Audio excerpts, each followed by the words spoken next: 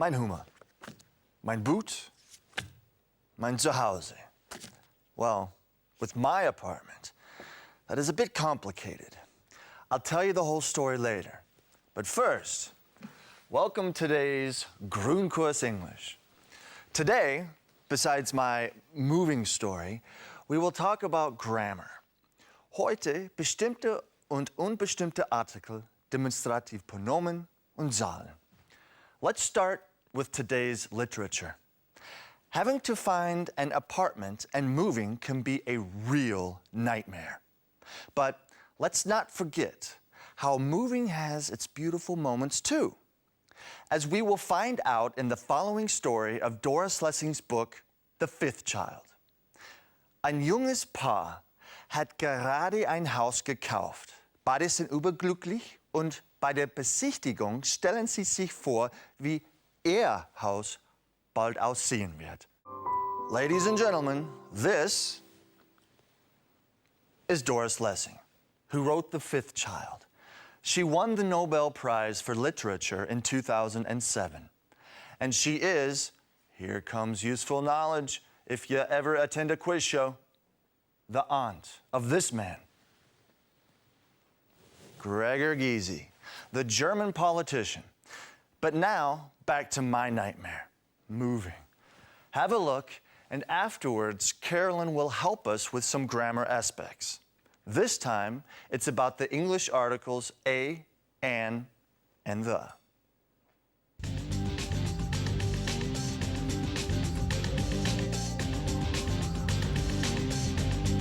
Oh, Smith, okay.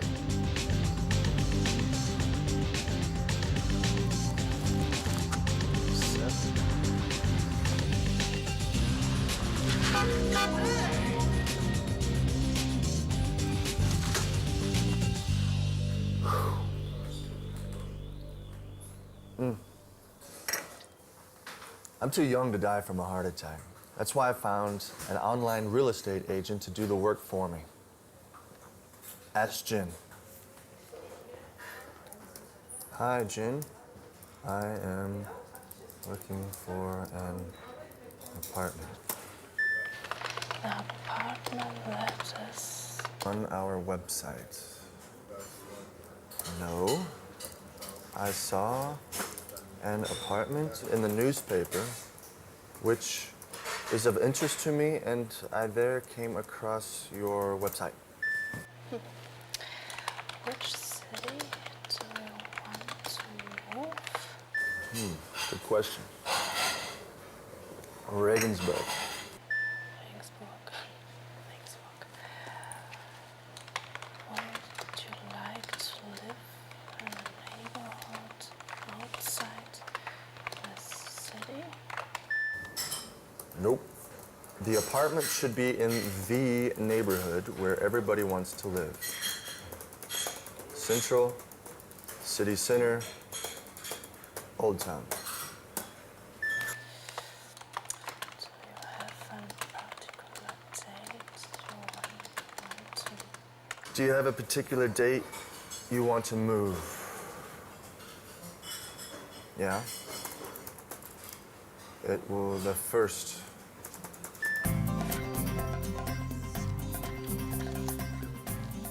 Jin is looking through her database to try to find the perfect apartment for me. This is the way apartment hunting should be.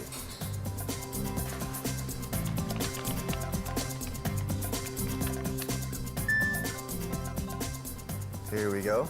She found something. Great. I found some apartments for you. I have found 3 apartments and 2 houses in your price range located in the Old Town. Give me your email address and I'll send you the information and pictures. If you're interested, you can take a virtual tour, and if you want to see the apartment, we can arrange a time. Not bad. Thank you so much. Doesn't that sound great? But now we will let Carolyn do her job.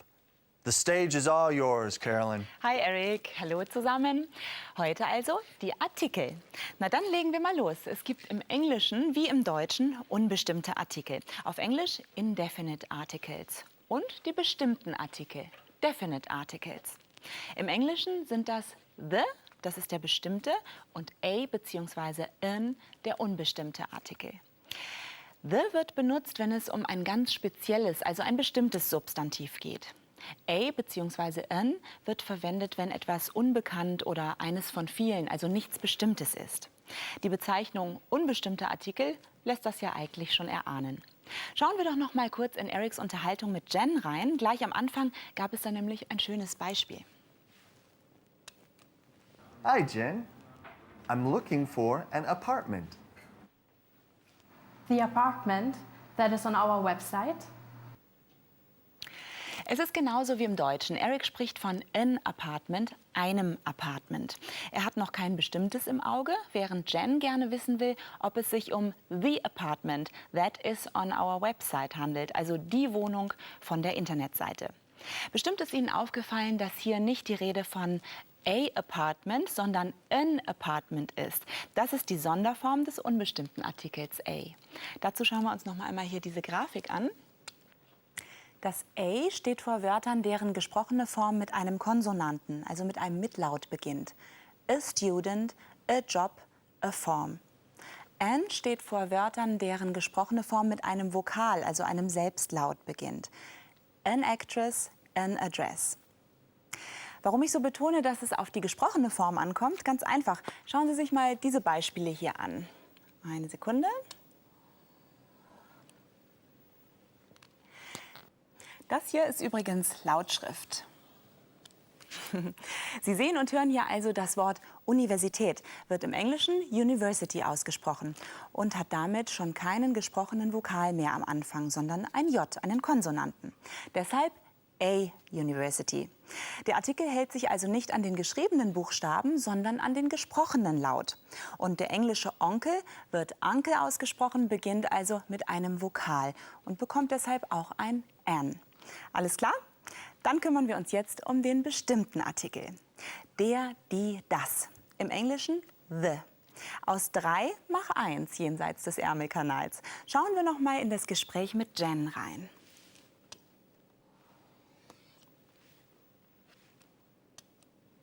Would you like to live in a neighborhood outside the city? No. The apartment should be in the neighborhood where everybody wants to live. Jetzt haben wir hier auch schon wieder eine Besonderheit. The apartment. Hier kommt folgende Regel zum Einsatz. Vor Wörtern, deren gesprochene Form mit einem Vokal, also einem A, E, I, O oder auch U beginnt, wird the ausgesprochen. Vor Wörtern, deren gesprochene Form mit einem Konsonanten beginnt, spricht man the, ganz normal the aus. Das sehen wir hier noch einmal auf dieser Grafik. The student, aber the actor. The job, aber the address. Und Eric will in the neighborhood wohnen, in dem total angesagten Viertel. The dient also auch zur Hervorhebung. Mehr dazu finden Sie im Begleitbuch. So viel zu den Artikeln. Jetzt könnten wir the apartment eigentlich besichtigen, oder Eric? Good idea, Carolyn. Thanks to Jen, I found my dream apartment. Unfortunately, it was a bit more costly than what I had planned, so I had to find a roommate. There are some very strange people out there, believe me. Oh, and look out for the demonstrative pronomen. This and that. These and those. Soon, Carolyn will take over again, and we'll have something nice to say about this.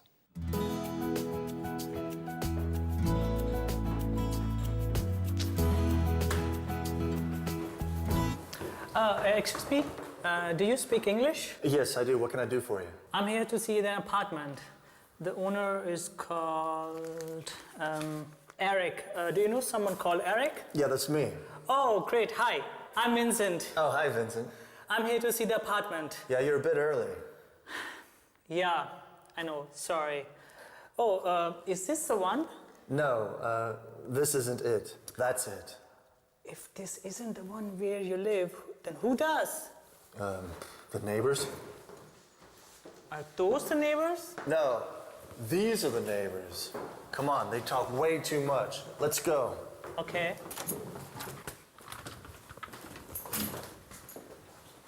Der ist wirklich ein bisschen komisch, Eric. Aber gut, machen wir das Beste draus und lernen was.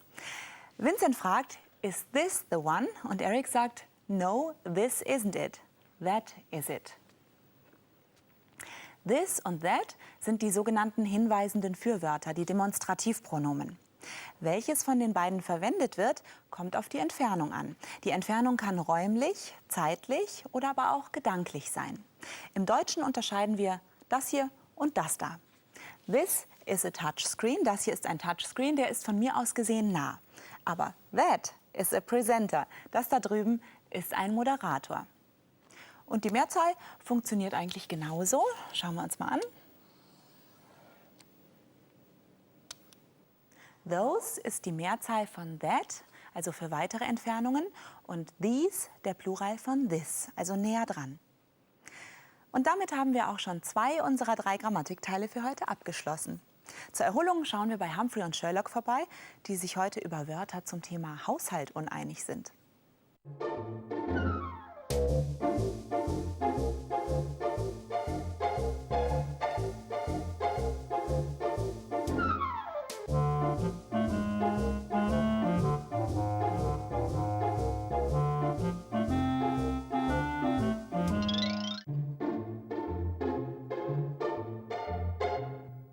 Apartment house.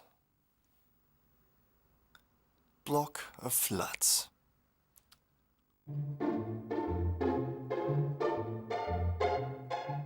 Closet.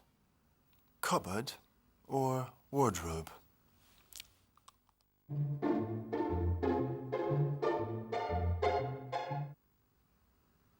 Comforter. Eiderdown or quilt.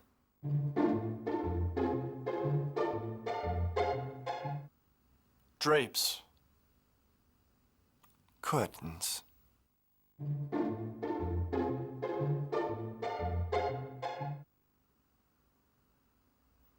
Elevator. Lift.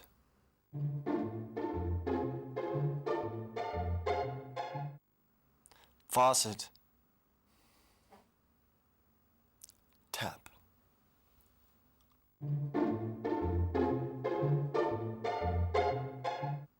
Realtor.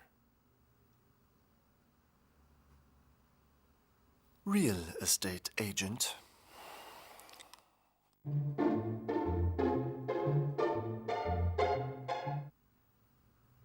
For rent. To let.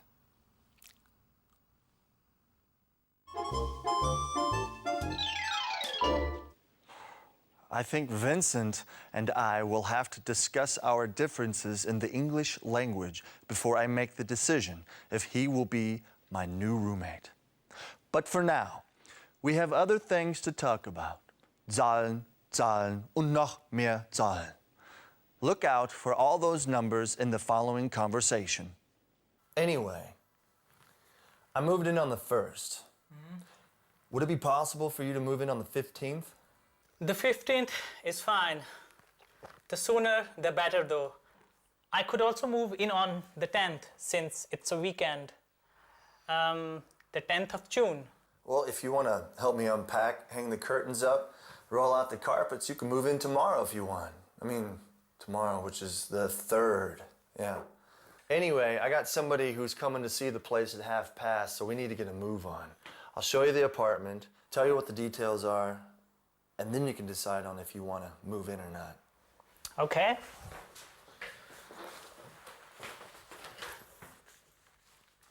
All right, where do I start?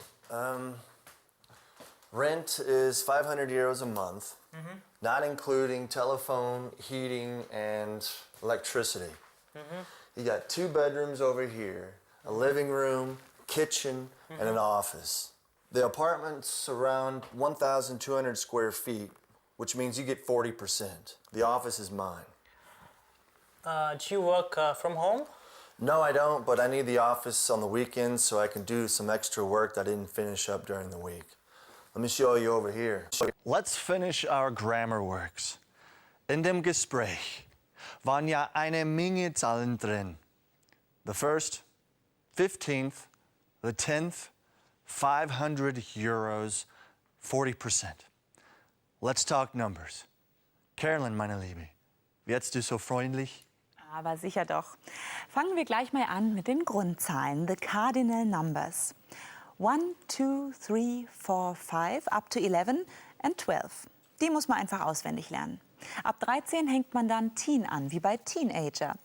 13, 14, 15.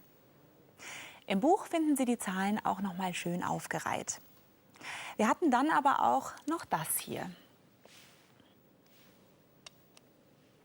I moved in on the 1st. Would it be possible for you to move in on the 15th? The first und the 15th. Das sind Ordnungszahlen, the ordinal numbers.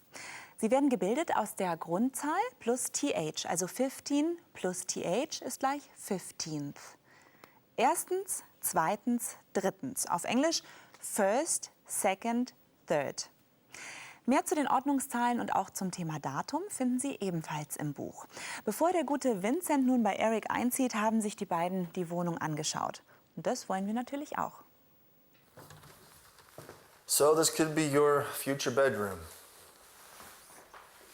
By the way, how large are the bedrooms? Each bedroom is 300 square feet and the living room is approximately 300 square feet.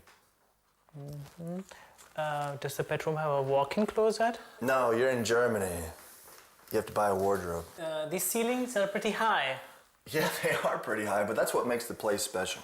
I'm thinking, is here wireless? Yes, there's Wi-Fi, and you can talk all you want on the landline without any extra charges. Is there any balcony? Is there a balcony? Yeah, let me show it to you right over here. Okay. There you go. Oh, wow, that's nice. Do we have access to the garden? Vincent, that's not a garden down there, unless you see vegetables growing. It's a backyard. I think your British English is going to be a problem in this apartment. Also das eine oder andere in dieser Unterhaltung war schon ein wenig verwirrend, oder? Wie war das nochmal mit Feet und wie ist das mit den Bedrooms? Das Problem habe ich zum Glück nicht allein. Gut, dass es den Cowboy gibt.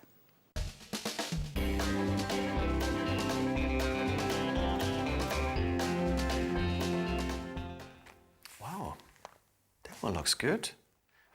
Stylish 3-bedroom sub-penthouse apartment. 3 bedrooms. First floor. Is there a terrace or balcony? Foot or square feet? I have no idea. I think it's time to call a cowboy.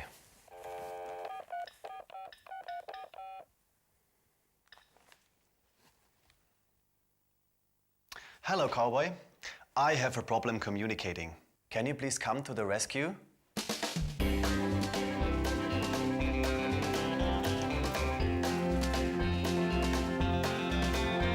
Okay, I'm coming to the rescue.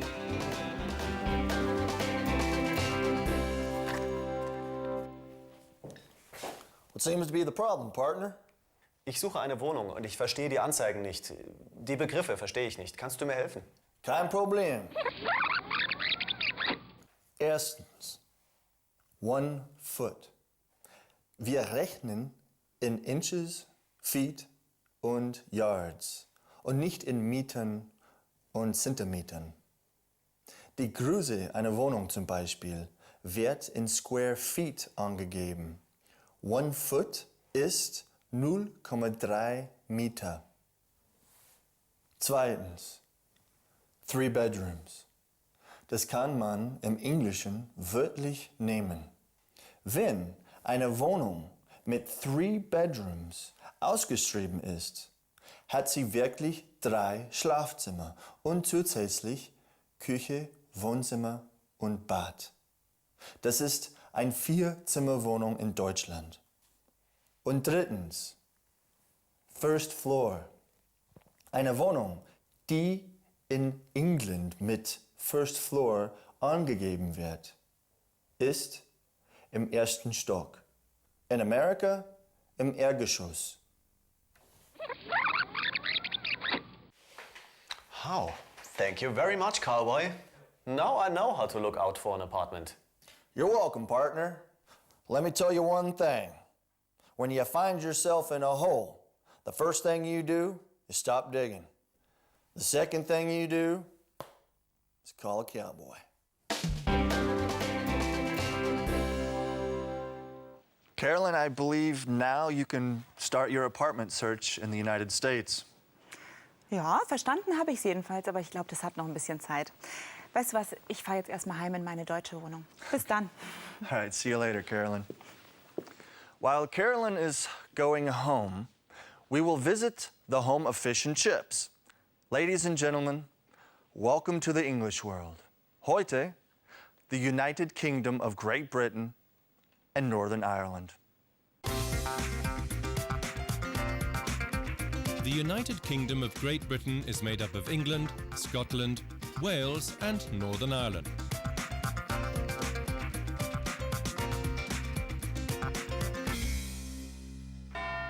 The capital of the United Kingdom is London.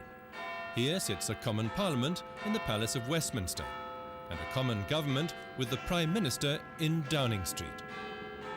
The British Parliament consists of the lower house or the House of Commons and the upper house, the Senate or the House of Lords. Head of state is the British Crown. Many public matters in the four nations in one are largely uniform, British education for one. The school system is three-pronged. The primary level is up to 11 years old. The secondary level qualifies for access to university. And the third level is divided into further and higher education. Typical for British schoolboys and girls is the school uniform. You can even tell which class they are in by it. Great Britain is world famous for its elite schools and universities.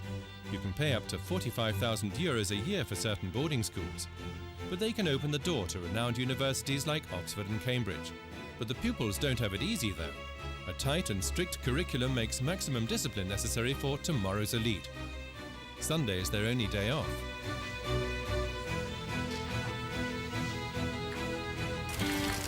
Relaxation with sport. Open-air sports of every kind are without doubt among the most treasured British leisure activities. You can go horse riding pretty well everywhere in England.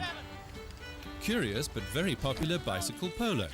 It's an Irish sport invented in 1891. In the meantime, it is played all over the world. I lived in Great Britain for a while, and believe it or not, the language is challenging. You heard Vincent. So don't worry if your English isn't perfect. But let's try to get yours on the right track, and let's visit our Bavarian in Boston.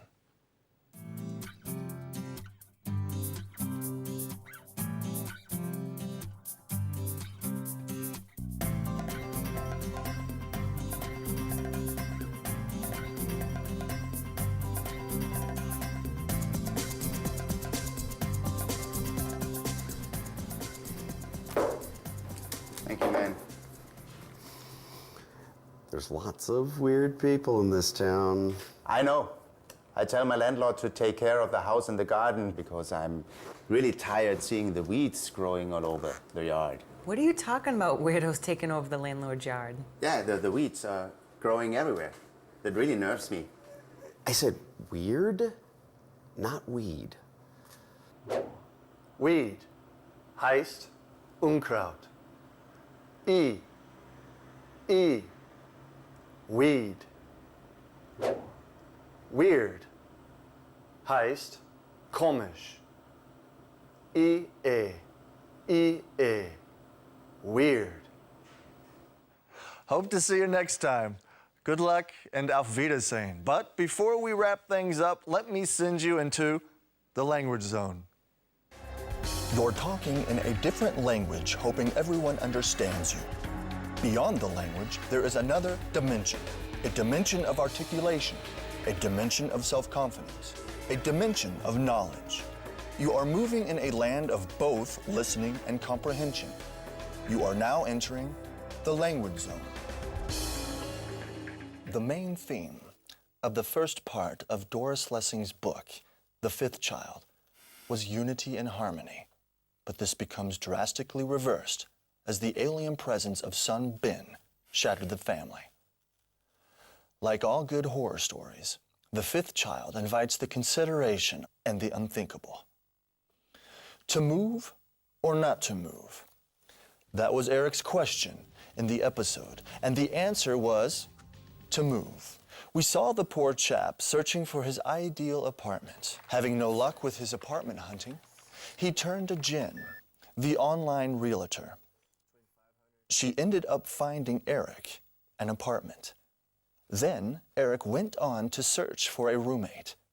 Through this whole experience, we learned how to use the definite and indefinite articles, the, a, and the demonstrative articles, this, these, that, and those. Plus, we got to see in the story how the cardinal and ordinal numbers are used. Also, we learned how a Indian-British accent sounds like. In our segment Into the English World, we learned much about the United Kingdom of Great Britain and Northern Ireland. Our cowboy came to the rescue and explained to us what square feet are and what furnished, Wi-Fi, and ground floor meant. Also, we learned the differences between meter and yard. Bogart and Holmes showed us once again how the English language has divided two countries. For example, in England, our good friend Jen, the realtor, would be a real estate agent. And she would not have apartments for rent, but flats to let.